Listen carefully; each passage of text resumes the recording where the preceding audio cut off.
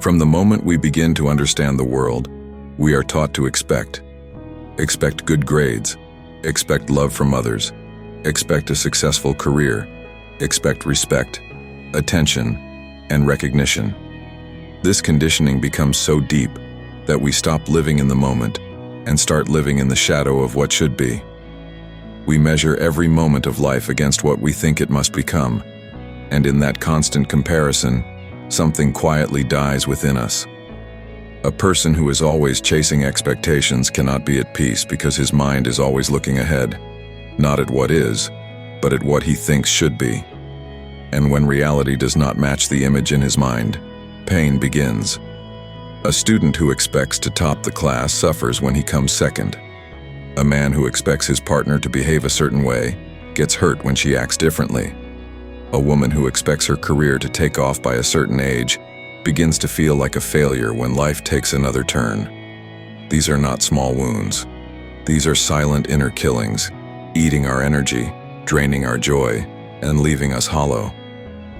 Expectations act like a prison. We sit in the jail of our own hopes, waiting for life to behave according to our script. But life has no script, no obligation to fit our personal version of how things should unfold.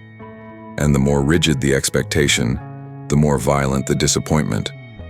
The mind that lives in expectation is always afraid of being let down, afraid of not being enough, afraid of rejection.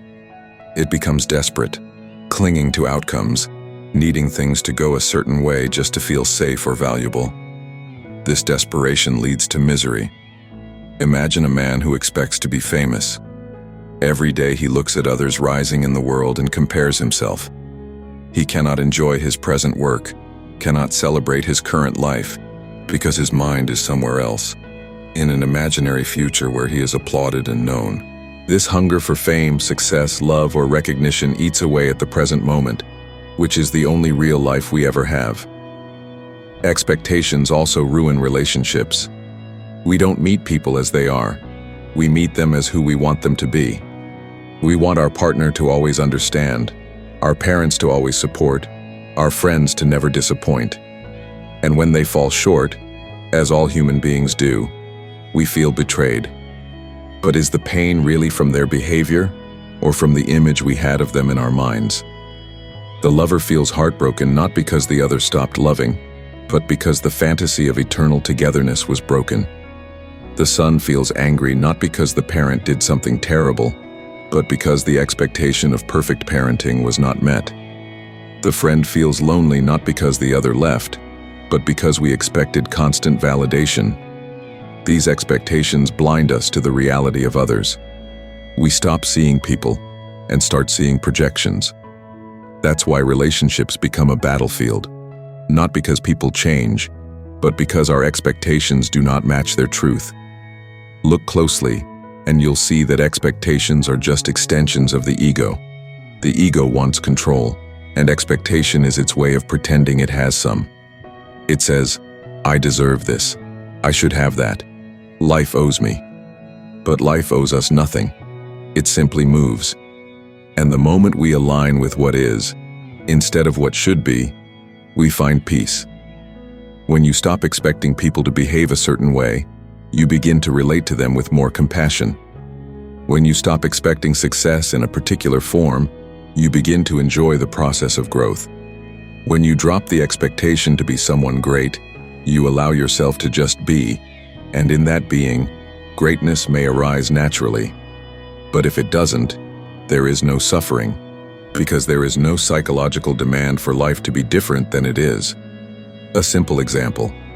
A young artist paints every day hoping to become world famous. Day after day, when no recognition comes, he feels empty. His art, which once brought him joy, now becomes a burden. He paints not for love, but for validation. The joy is gone, and in its place is restlessness.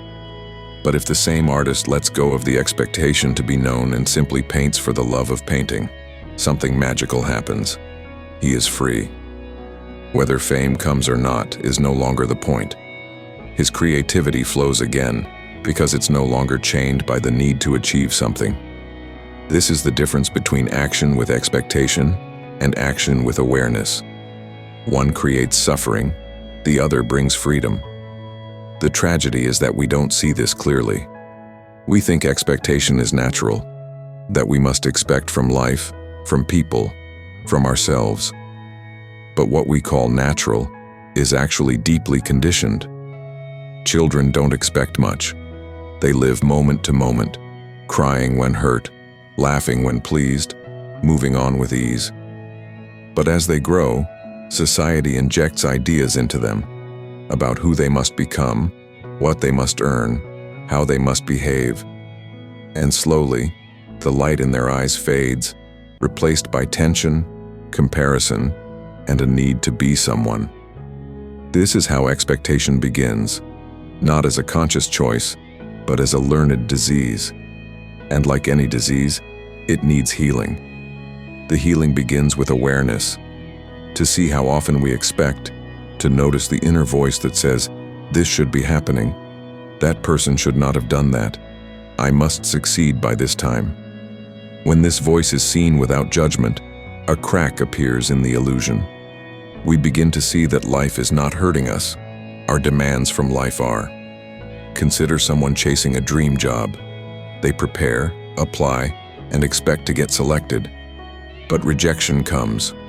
Now, two things can happen. If the mind is rigid with expectation, it crumbles. Anxiety, self-doubt, depression follow. But if the mind is open, without expectation, rejection becomes just an event, not a personal insult. It says, "This didn't happen. Let me move to the next thing." This kind of mind is flexible, peaceful, and powerful. It doesn't rely on outcomes to feel whole. It is rooted in presence, not hope. And presence is the key. When we are truly present, we are not expecting. Because presence means we are already complete. There is no reaching, no chasing, no becoming. Even in spiritual life, expectations creep in. People meditate expecting peace. They pray expecting answers. They seek enlightenment as if it were a product to be gained. And when silence doesn't come or awakening doesn't happen, they feel more restless than before. But real spirituality is not about getting anything. It is about losing all psychological burdens, including the burden of expectation. A truly awake person does not expect life to be peaceful or chaotic, kind or cruel. He simply sees it as it is. That seeing itself is liberation. When you see clearly that your suffering is born from your own psychological resistance, a deep shift happens. You stop blaming others. You stop waiting for the future to rescue you. You begin to live now, in this moment, without demand. And from this silence, right action flows, not because you want something from it, but because that's what life calls for. Think of how vulnerable expectations make us. When we expect too much, we give the power of our happiness to others. If they fulfill our hope, we feel joy. If they don't, we feel broken. This is emotional slavery. True freedom means not needing others to behave a certain way for you to feel okay. This doesn't mean becoming indifferent or disconnected. It means relating without clinging, loving without conditions, acting without greed. Imagine a tree. It gives shade to everyone who passes, not caring who sits or who doesn't. Its joy is in giving, not in what it receives. We too can live like that, giving our best to work, love, and life without expecting anything in return. Not because we are noble, but because we are sane. Because expectation leads to suffering, and freedom from it is our natural state. It's a simple yet profound truth. The more you expect, the more you suffer. The less you expect, the more you live. This doesn't mean becoming passive or lazy. It means being fully involved in life, doing what needs to be done, but dropping the inner psychological burden of how things should turn out. It means saying, "Let me give my heart to this, and let life decide the result." This is not weakness. It is immense strength. It is the strength of a person who trusts life enough to stop forcing it. And in that trust, a new kind of joy is born. Not the joy of getting what you want, but the joy of being free from wanting. Let us stop for a moment and watch our own mind. How often it runs ahead, painting pictures of success, love, or fame. How quickly it gets restless when those images fade. How much of our pain comes not from what happens but from what we imagined would happen. The moment this is seen clearly, something begins to relax inside. We stop chasing, stop complaining, stop fighting with life. And slowly, we return to the present, to this breath, this step, this moment. Here, there is no expectation. And here, there is no suffering.